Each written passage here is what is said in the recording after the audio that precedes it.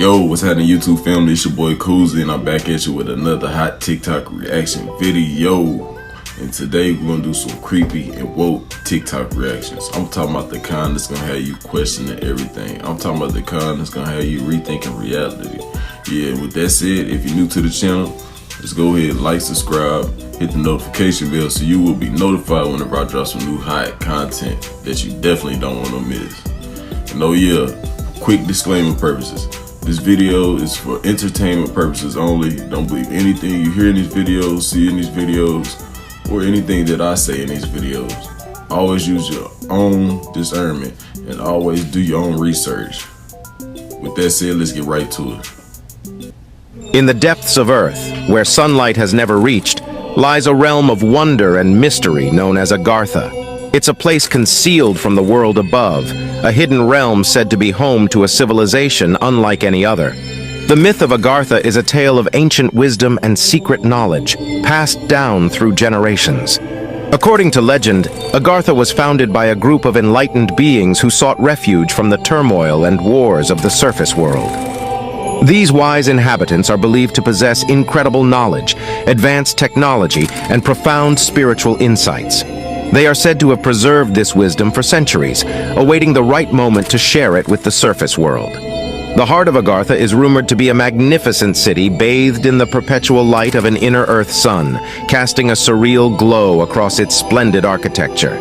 Here, harmony and peace reign supreme, and the people live in perfect alignment with nature. They have harnessed the power of the Earth's energy and developed astonishing advancements beyond our wildest dreams.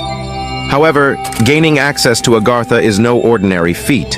Its entrance remains shrouded in secrecy, guarded by ancient protectors and labyrinthine passages. Only those deemed worthy, with pure hearts and noble intentions, are said to have found their way inside. While skeptics dismiss Agartha as a mere legend, there are historical accounts and tales from explorers like Admiral Richard E. Byrd, who claimed to have journeyed into the Hollow Earth during his expeditions. These accounts have fueled the enduring fascination with Agartha, drawing adventurers and truth-seekers alike to embark on quests to uncover the truth. Whether Agartha exists as a tangible realm or lives solely in the realm of myth, its story continues to remind us of humanity's eternal quest for enlightenment, hidden knowledge, and the boundless mysteries that may lie just beneath our feet, waiting to be discovered.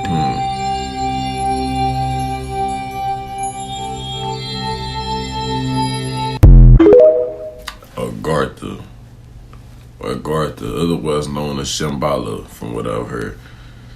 If you ever heard of Agartha, let me know what you think about that down below. Is there any truth to any of that? Maybe, maybe not. I don't know, but we gonna find out. Agartha, also known as the Hollow Earth theory, suggests that there exists a vast subterranean world filled with advanced civilizations and abundant resources. The concept of Agartha is rooted in ancient legends and mythology. It's often described as a paradise located in the Earth's core, with a small sun providing light and warmth. This inner sun, a celestial orb of radiant energy, illuminates a land of lush forests, towering mountains, and crystal-clear rivers. It's a world untouched by the ravages of time and the conflicts of our surface world.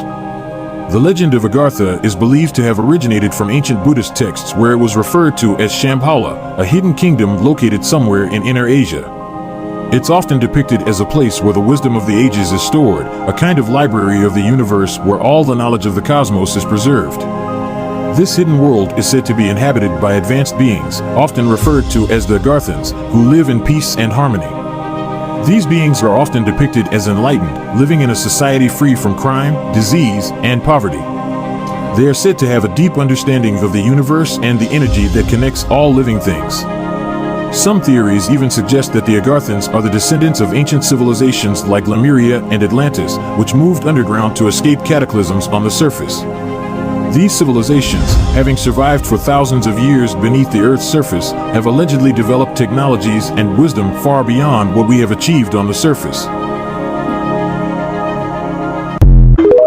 Makes sense. They've been here longer than us. Y'all let me know what y'all think about that. Y'all think it's a possibility that there's beings down there that have been here for way far longer than us with ancient technology? Could those be the UFOs that we see? If UFOs are even real. I don't know, man. Y'all let me know what y'all think down below in the comment section. We have evidence that there's a civilization hidden beneath our feet. Watch this, and you'll be completely shocked. The famous underground city of Agartha is described as a hidden kingdom, inhabited by advanced beings who possess cutting-edge technology and advanced spiritual knowledge. Some proponents of Agartha believe that its inhabitants are descendants of an ancient civilization like Atlantis or Lemuria. The entrances to Agartha are said to be located at the poles of our planet, including the tunnel in Antarctica that I presented to you earlier. But listen to this. There are people who even claim that it can be accessed through certain secret or isolated places around the globe, often associated with ancient myths and legends. We've posted a video about this on our Instagram account. This map is one of the rare ones that explain how to reach this underground realm. Speaking of the polar ends, as you know, Russia is almost adjacent to the North Pole. Perhaps that's why the Soviets tried for a long time to drill the deepest hole possible, without providing specific details. Give me your opinion in the comments on this theory, and tell me where you think the entrance might be. Well, you know what they say. It's always more than one way to skin a cat. So I believe there could be more than one way to get to, Shambhala or Agartha. Y'all let me know what y'all think down below in the comment section. Yeah. And another thing before we go, you think it's a possibility that it could be some UFOs or it could be some aliens or something? The Agarthans that was at the Miami Mall allegedly. Because these people saying they do the coordinates backwards and it took you to Antarctica. And they just said that it's a place, it's a place where you could get to Shambhala or Agartha from Antarctica. Let me know what y'all think about that. That's a nice theory. Something to, little sizzle on your spirit. You know what I'm saying? Shout out.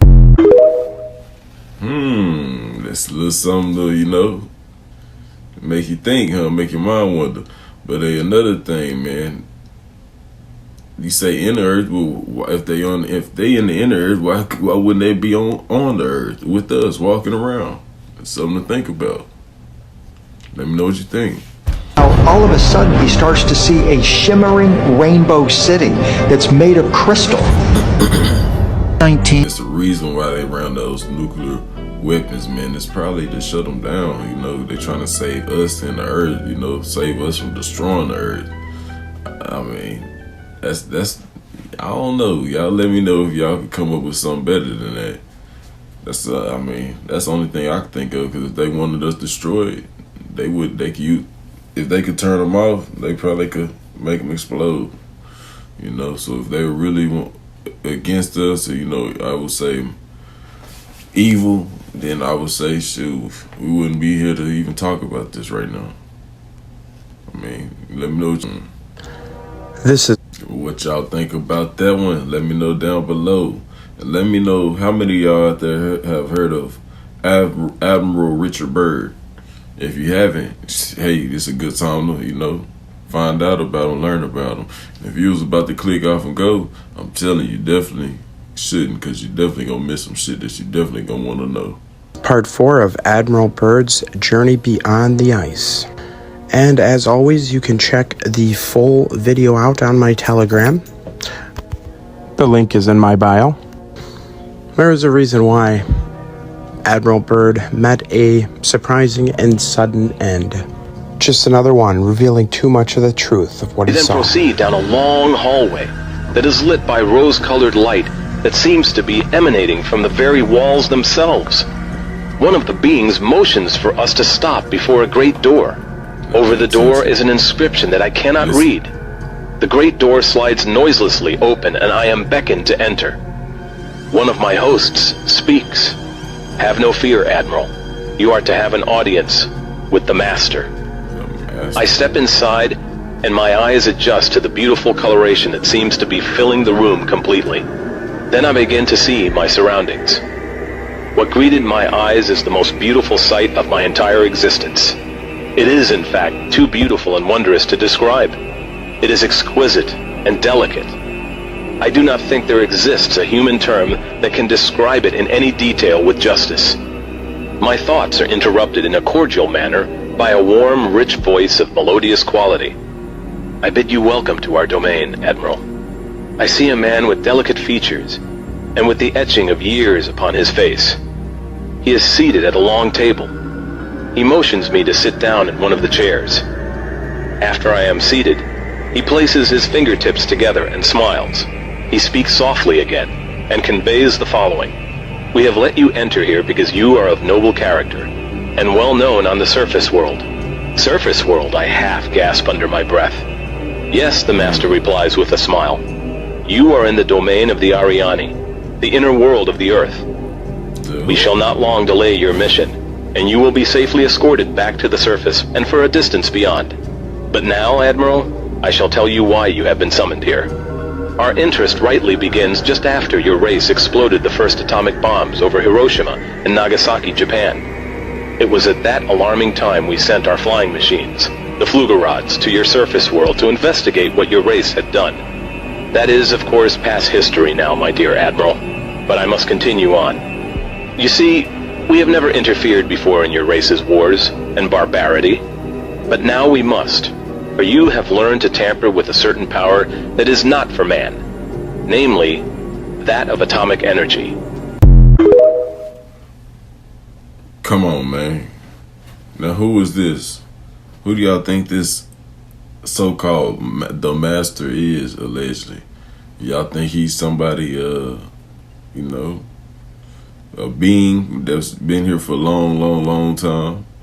Or do y'all think he's an entity that come from heaven that was fallen and that took the rest of some angels with him, named Lucifer?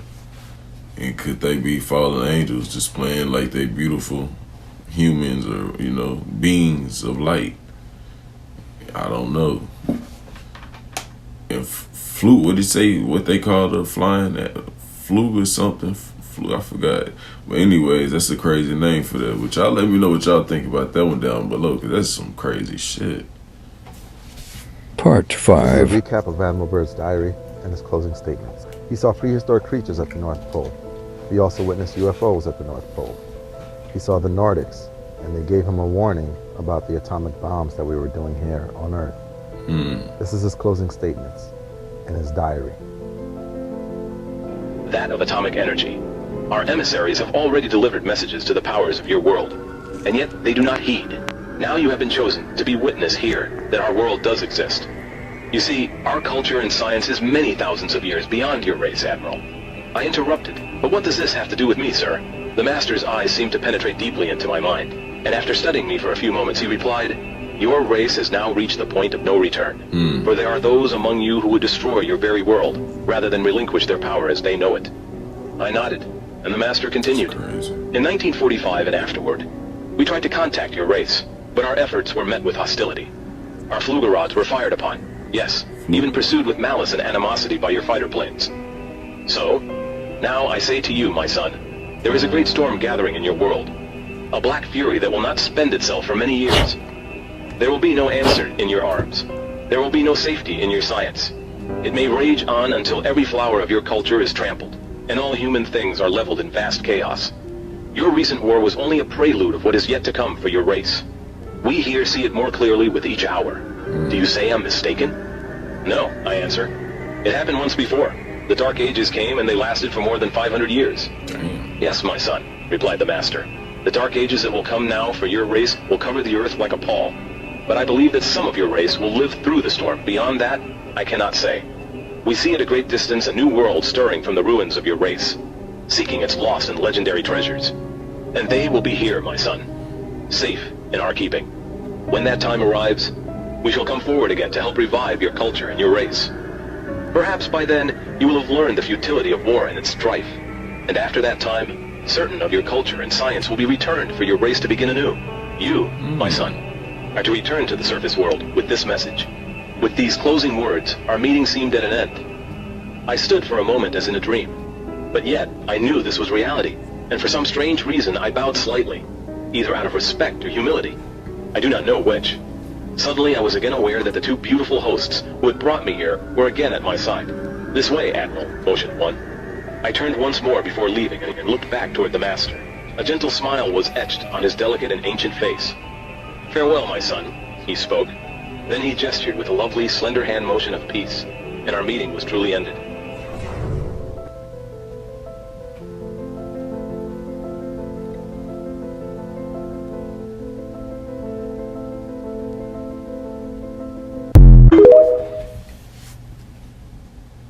Man, shout out to him for putting together that good video, man. That little clip, man, it was good. I couldn't do it without him, and I couldn't do it without y'all, man. I appreciate all y'all for watching, man. You know what I'm saying? But dang, Admiral Richard Byrd was a motherfucker, man. Shut your mouth. But yeah, man, that's crazy. Let's get it. Let's continue on. Y'all let me know what y'all think about that down below. It's not actually the North Pole. The North Pole's been sailed every year for 30 years. It's off from the North Pole several hundred miles. This is in a region that's never been sailed before. It's between the magnetic North Pole and the actual North Pole. The waters are reported to be the roughest on the planet, so we're talking 10-story seas. This is not going to be a pleasure cruise by any stretch of the imagination. We'll be breaking ice for 8 days to get there, so it's not an easy place to get to. 10 stories high. We're gonna be breaking ice for 8 days. Agartha.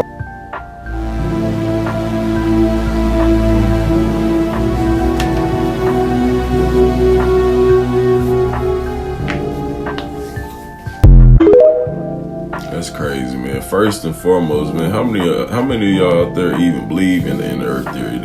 Because in school, you know, so many of us was taught, or you know, you might say indoctrinated or something, allegedly that the center of Earth or the core of the Earth is not hollow but molten hot, full of lava. But man, now people saying it's a whole nother civilization and like Earth and man, empty space in the middle of Earth. That's crazy, man.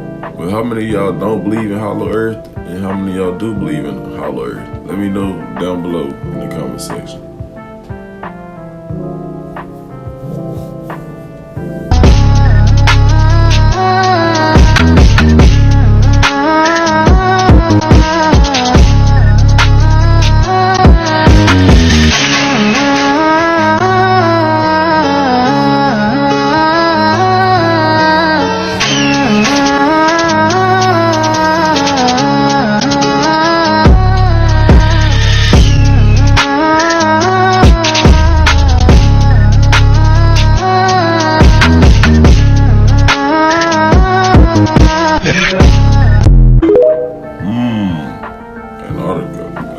These people inside the Hollow Earth have been living there for 2,500 years. There is one continent inside the Earth and one ocean. Their capital city is built around the original lost Garden of Eden. The vegetation grows like a paradise. The people live to be up to 800 years old. They communicate with telepathy. The inner Earth people have built these androids that fly their flying saucers out to reconnoiter the outer Earth. Our government has been knocking flying saucers out of the sky and back engineering these flying saucers. The people that live in the Hollow Earth are not extraterrestrials. They're from the lost tribes of Israel. I decided to go out to California to actually find these doors that lead into the bowels of Mount Shasta. There is a civilization that lives underneath that mountain in a crystalline type of a city. Through the years, there's been stories of them coming into town with gold nuggets to buy things, and then all of a sudden they mysteriously disappear. I've also seen UFOs in Mount Shasta. They found another advanced world just outside of Antarctica. They don't want us going there. Once you understand, there's more land beyond Antarctica. What's another word for more? Extra. What's another word for land? Territory. Put that together in a word, extraterra. If somebody came from the extraterra outside of Antarctica, we might call them an extraterrestrial from the outer space. There's a huge hole under the ice and a road going down into it. That's huge. When you can compare it to the curvature of the Earth, you can see how massive it is. This is some kind of entrance into the inner earth. Why aren't these pictures being shown to the public by NASA? There could be a breakaway civilization that went underground at the end of the last cataclysm, and these beings, some of whom could be giants, could be living inside the earth. Some say that they are Nephilim, which would mean they are part human and part fallen angel. The giants are described as having 6 fingers, several rows of teeth. This ties right in with the ancient description of the Nephilim. You and your team went into the inner earth. There's all these huge pockets of life that are flourishing down there. It's like another planet within a planet. We did come upon beings about 4 feet tall, very large oval eyes. They know where all the ancient cities are located, and there's been civilizations here for millennia. Time travel is possible. World technology is real. No one's going to believe what I'm saying right now. Give me your explanation on just what the jinn might be. They are a race of supernatural beings who are attached to the earth. They were here on the earth before us. They live in a parallel dimension. They have access to our world. And there are those among them who aren't very friendly toward us. How do they show up? Sometimes they do come because people have either deliberately or even unwittingly called them in, experimenting with magical practices. They're often attracted to people who make the wrong decisions. These people then become easy manipulation targets for the jinn because many of them like to sow the seeds of chaos.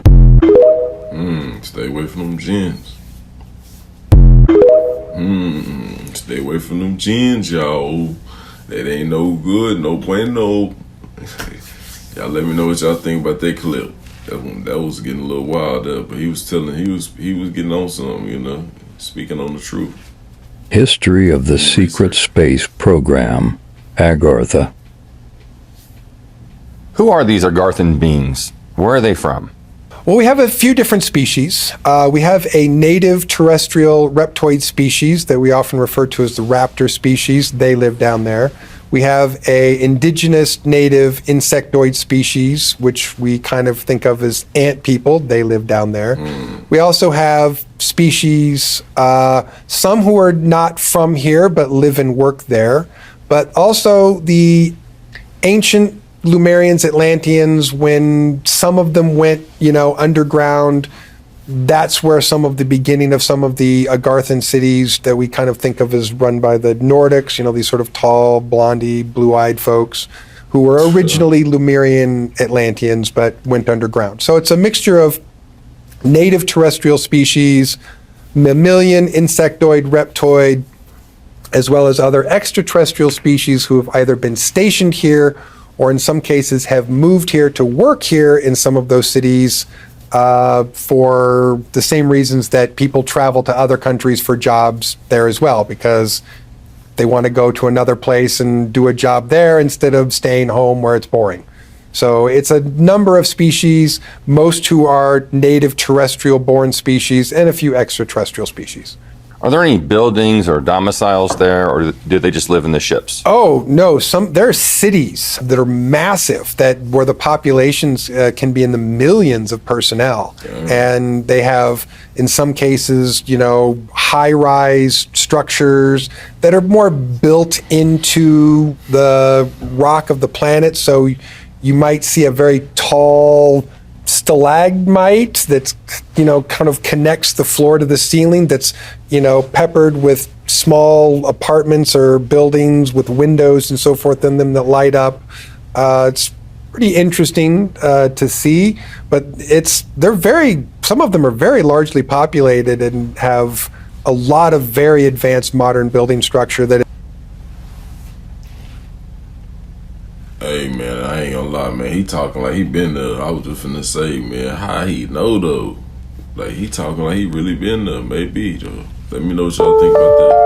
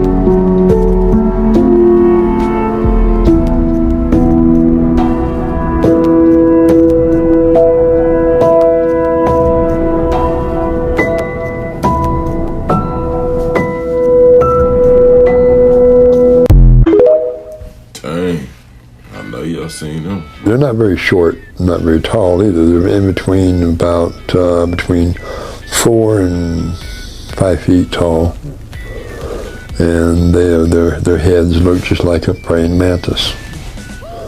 But they're intelligent. 2 legs, 2 arms. Yeah, 2 legs, 2 arms, and they fly. Of course, they have wings. Dang. But they do communicate telepathically in English, and well, they know all languages. It's like when my father sometimes when I channel my father, understanding. So the telepathic communication sounds like you're hearing the words in your head Yes. in the English language. Yes. For somebody else listening to the same telepathic communication, It would they be just hear this- in their language. So it's like when people, they ask, well, what language do you speak under there? All language. Plain and simple. He speaks, they understand. No matter where they're from. So you got to travel, you said? Yeah, I got to travel. How did you travel? Well, you don't walk around that much because they like to, no, they don't want to harm the Mother Earth at all. They fly around on these platforms that are above the ground, and so you get up and step on one, and it radiates with your vibration, and handrail almost. What holds the hand railing up? You say It just comes up from the craft and hovers right there. There's nothing, no visible means of support. So can you pass your hand between the rail and the Yes, you can. underneath? If you wanted to jump from it, could you? I imagine you could, but why would you want to? I want to fully understand this transportation system. Yeah. So some people are pretty daring. Maybe they want to. There's some base jumpers out there that might want to take that. Oh, well, it doesn't. It's not that high above the ground. If they jump out, they're going to land on the ground. You could like bungee jump from it. I wouldn't think so. No. Something like that. That's about 6 foot off the ground. Why would you want to bungee jump of 6 foot? Feet, okay. Well, I'm thinking maybe you want to go up 1,000 feet in the air. That could be a thrill. No, these are conveyances that keep you close to the ground. Okay, so about nature, it's close to the ground. I'm envisioning the Jetsons. We're flying off and. Okay, yeah, I understand. But no, they're like little platforms. And then they also have these other devices that are more of like a scout craft, which is something you get inside of. Once you're inside it, it automatically calls you by name and asks where you wish to go. If you wish to go to another star system or another planet or whatever. That's crazy. Y'all just hear what he said. It's another platform, but not even a platform, something that you get inside of, something like a shuttle. And it asks you where you want to go, and it talks to you by name. It knows your name. That's crazy. And you go to anywhere in the universe on this world, another planet, anything. That's wild. Y'all let me know what y'all think about that down below. What could that be? Possibly a spaceship, right? Gotta be, right? Yeah, they can take you there. So travel is not just within the sphere. No, inside it's planet not. Earth, you can go everywhere. Everywhere. So these little scout craft, Yeah. they just parked hither and there, and just if you need one, you can grab one. You just get on it and go. Are there parking areas for these little scout craft? Well, they're all hovering above the ground. How big are they? The little scout craft are anywhere from about 150 feet in diameter, which is not that small. It's not that big either. Sure. But it's a sports craft. It looks similar to the one that Bob Lazar spoke of. But my father's craft is a lot larger, about 10 times as large. And it's stationed above in the vicinity of the North Polar opening.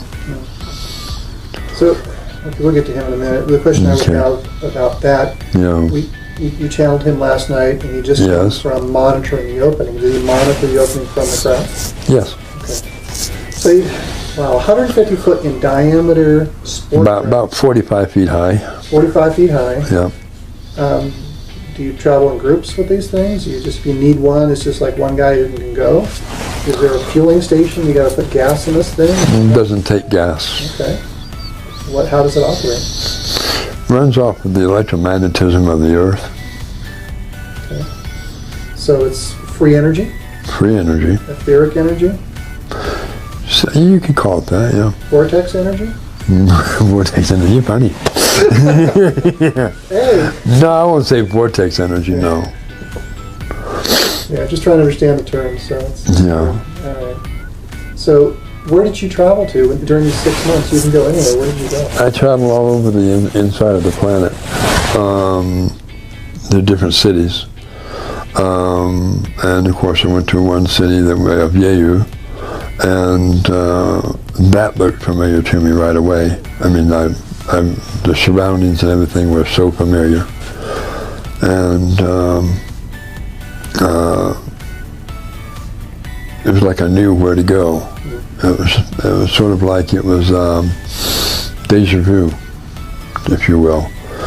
Been there before. Yeah. Okay. So had you been there before? Yeah. Do you want to talk about the rest of your experience during the 6 months in Hollow Earth, or would you like to transition into your origins?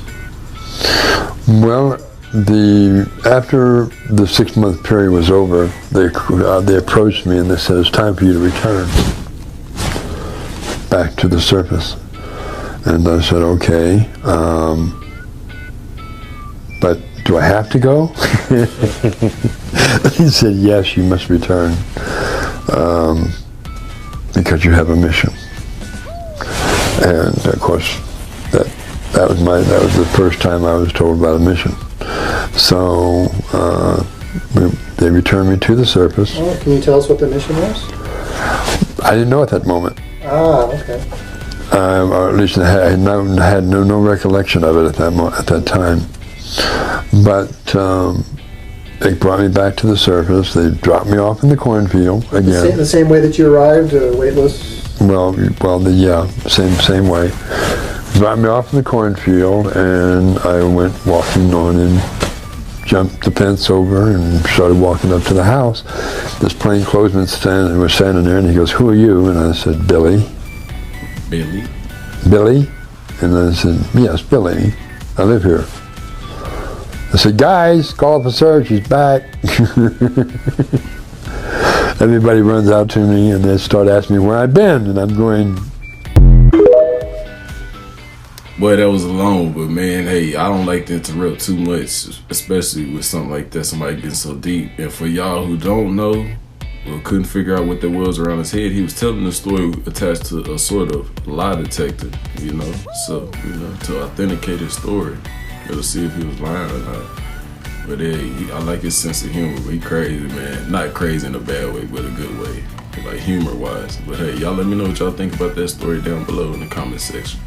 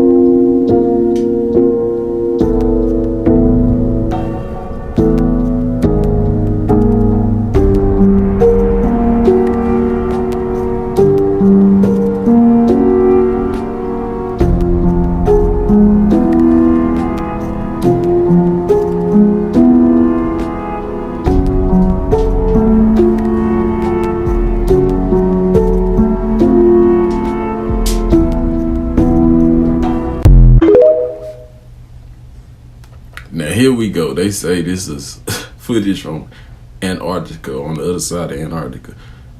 Man, and we hear that Antarctica is a no-fly zone. If they don't even let people fly over Antarctica. So y'all let me know, y'all think it's cap or not down below in the comment section. I don't know. I'm gonna call cap.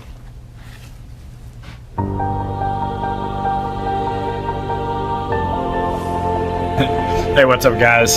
So I was watching Simpsons last night because my wife's like, I want to watch all the 34 seasons. I was gonna say my brain starts short-circuiting. But anyways, we started from like season 34, working our way back. Anyways, I got to like one of these episodes. Can't remember what, episode 6, episode 7 of 34. But take a look at this and tell me what you think. And I'm gonna show you something at the end of this video. Here.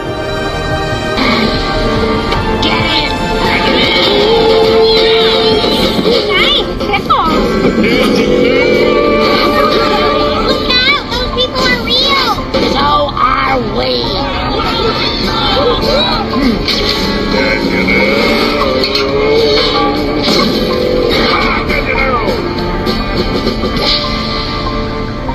We've driven for hours and no one followed us. I think we're free.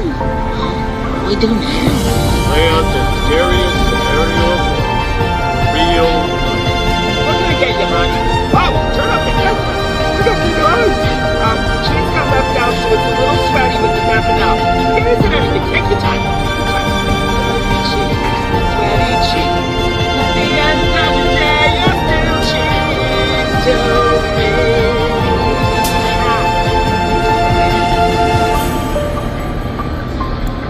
Look at all the different lands.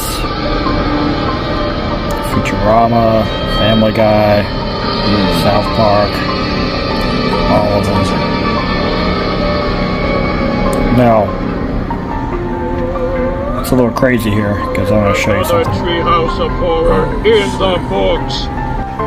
Okay, so I'm not saying that's what The Simpsons said, you know? But when you look at this,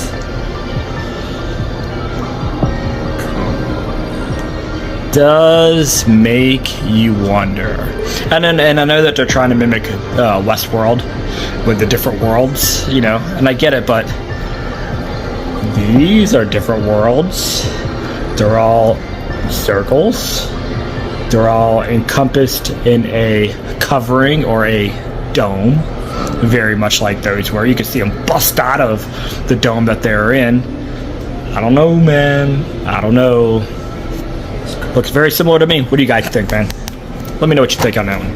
Because, I don't know. I think it's the same. I think Simpsons is showing us what our world really looks like.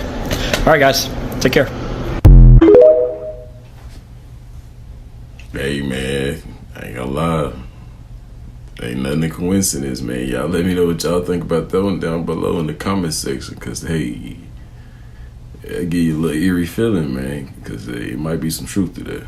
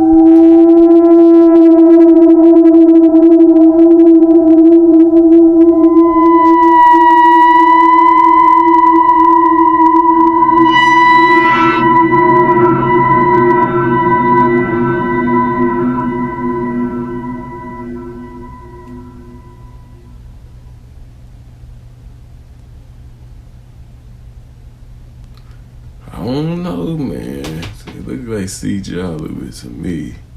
Footage from Land Beyond Ice Wall.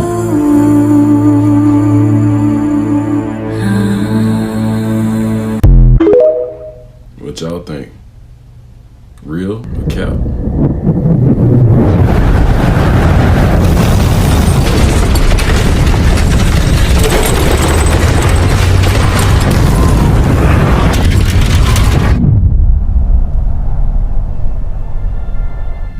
Come on, man.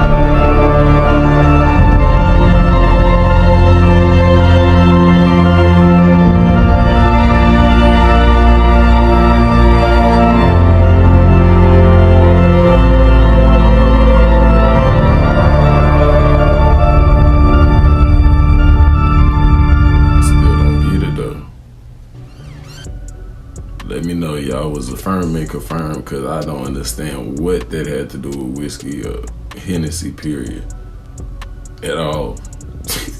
Let me know what y'all think about that down below in the comment section. Why would they put that in the Hennessy commercial? Just let me know that. Why? Is down there. Giant monsters. And who are they and why are they here? They're a natural defense mechanism from the planet. They've been here longer than any of us have, or since before the dinosaurs even. These are creatures that go back millions of years potentially and have been living there for a very, very long time. My personal encounter with them is they're highly intelligent, and I guarantee you a living creature that's 200 or 300 feet tall, that's, several 100,000 or a million years old, has a consciousness that probably defies understanding from me or you anyway. How long have they been here? Millions of years. Probably even maybe since the beginning of the planet. Could you give me an example of what one of these giants looked like? Sure. I've only had one personal experience that I can relate. While I have been briefed on the subject and I could describe a few other things, I only have one personal experience that I was there for, saw with my own eyes, and experienced with my own 5 senses. So if you want to imagine something that resembles a big furry primate, maybe like a sloth that walks on its hands and is covered with hair that looks like giant dreadlocks. How tall do you think, could you estimate? I would estimate that it was probably between 250 and 300 feet tall. How do they grow to such an extreme size, and why aren't we not seeing them on the surface? Well, I think we're talking about pre-primordial time, so we're talking about before the dinosaurs, when plants and animals were even larger. So I think we're just talking about they came from a time when biological life grew bigger.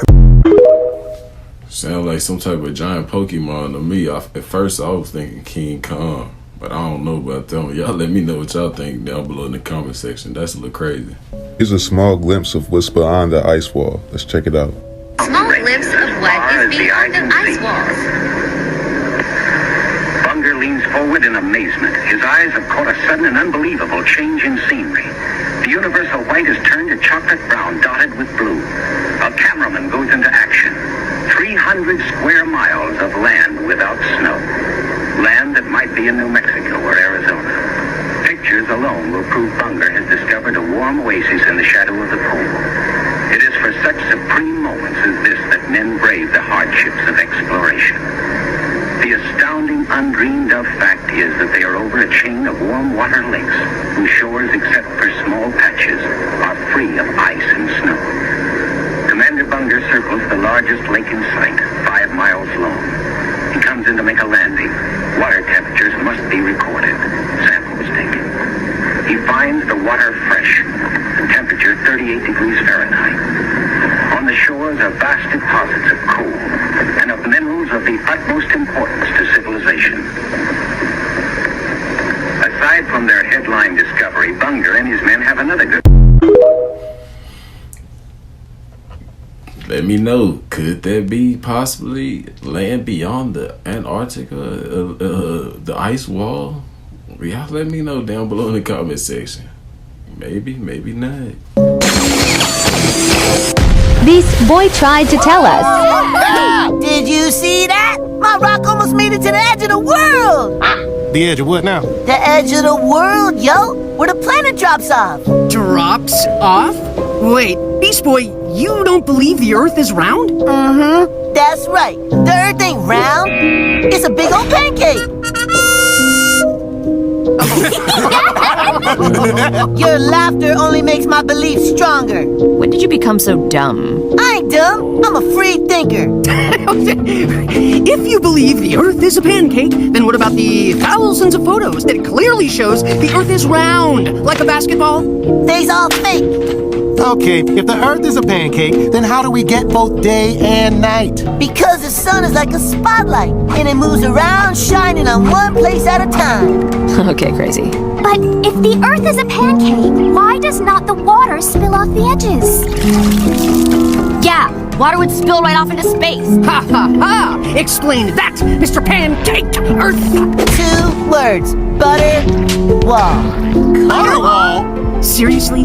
A butter wall? That's what I said, fool! There's a big old butter wall, and it circles the entire pancake Earth. The butter wall keeps the water in. Aha!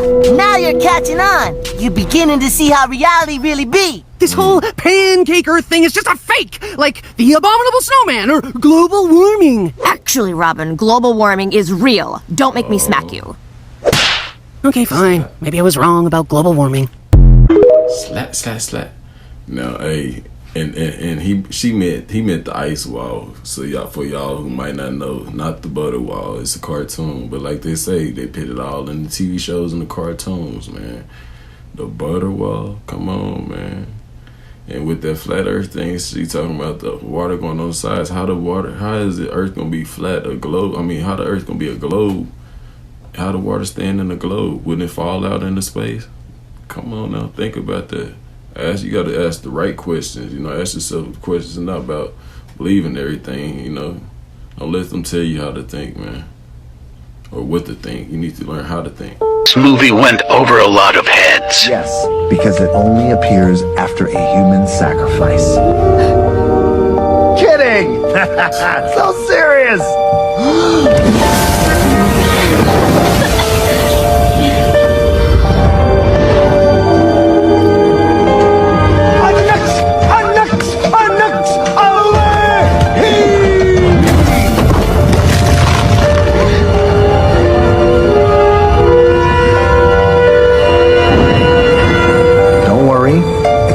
Farther down than it looks.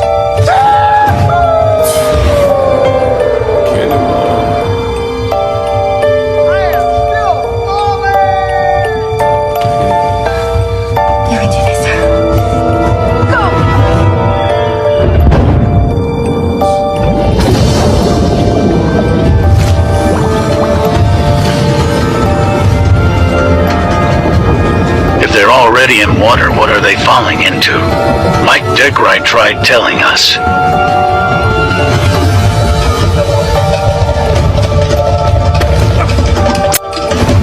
And he sticks the landing. Huh? What? Dum-dum, she's not even here. No mortal's gonna jump into the realm of... For people to ever see it in person. Without a doubt. One of the most amazing things that I had ever seen in the bottom of the ocean. It was while filming for Blue Planet in the Gulf of Mexico. I noticed there's something out in the distance. Couldn't tell exactly what, but it looked like a dark band. And as we approached it, the dark band became a donut. I saw this donut that was black in the center. What the heck is that? And so as we get closer and closer to it, I noticed that the black band had what appeared to be kind of steam over it. And then I looked, and there was water lapping against the shoreline. This band was a ring of mussels. And inside the ring of mussels was a lake. And it's like, wait a minute, I'm already underwater. We went out over the water in this lake and tried to descend it and bounced off. It was so super saline and dense that the submarine couldn't go down it. We literally bounced off, and as we bounced off, we sent ripples heading back to the shoreline.